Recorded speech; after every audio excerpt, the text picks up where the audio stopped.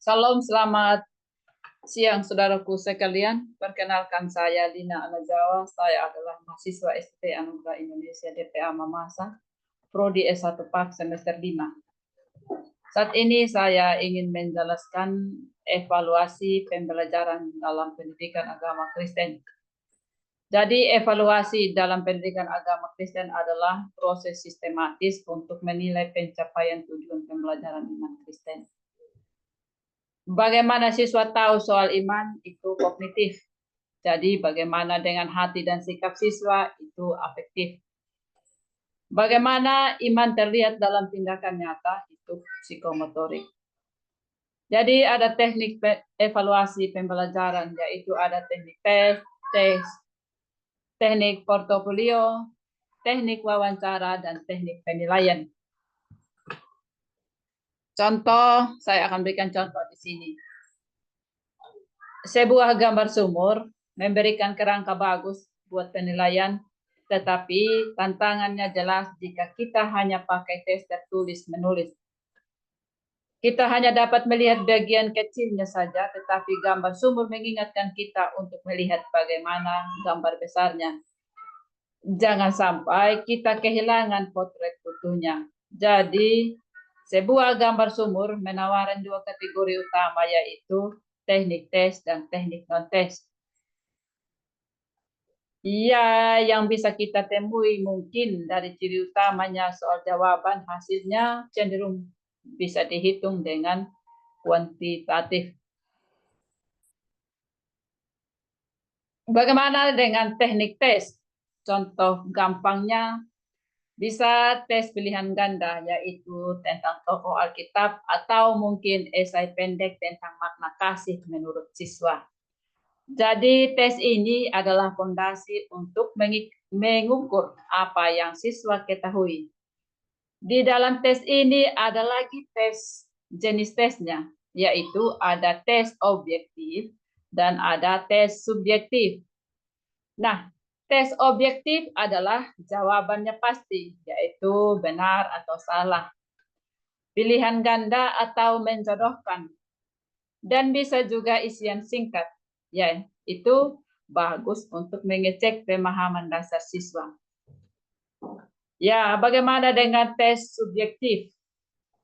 Tes subjektif jawabannya itu lebih bebas, uraian atau esai misalnya, untuk melihat pemahaman yang lebih dalam, cara siswa berpikir, menganalisis. Contohnya, bandingkan tokoh Ayub dan Paulus misalnya.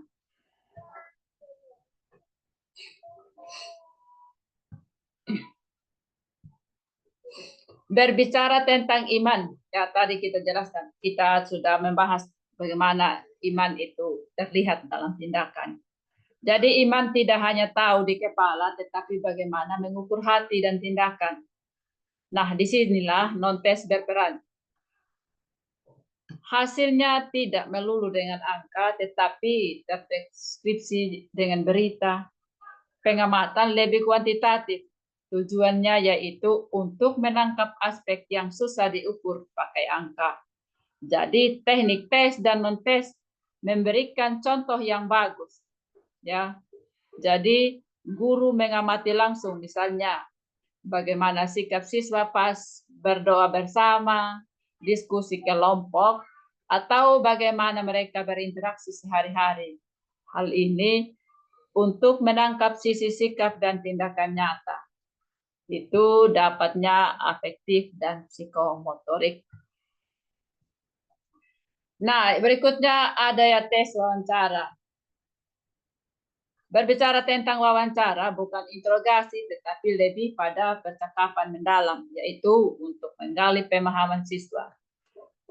Pertanyaannya terbuka, misalnya, coba ceritakan kapan terakhir kali Tuhan menolong kamu, atau bagaimana kamu dapat menerapkan ajaran kasih dalam minggu ini di sekolah. Ya.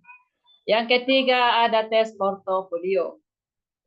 Ini adalah album perkembangan siswa atau kumpulan karya. Bisa siswa berbuat jurnal atau catatan pelayanan. Ini bagus untuk melihat perkembangan siswa.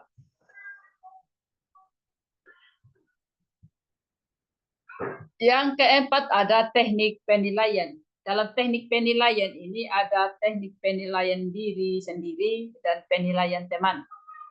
Hal ini mengajak siswa untuk menilai sikapnya sendiri dan temannya, yaitu untuk melatih kejujuran dan kepekaan. Nah, ada satu tema yang kita bahas, contohnya tema tentang mengampuni. Ya, bagaimana dengan penerapannya? Bisa dipakai dengan tes pilihan ganda untuk mengecek pemahaman siswa atau esai pendek, yaitu minta siswa untuk cerita pengalaman pribadi soal mengampuni. Ini masuk afektif. Lalu kita pakai observasi. Jadi pas ada simulasi konflik di kelas dan lihat bagaimana sikap mereka. Ini afektif dan psikomotorik.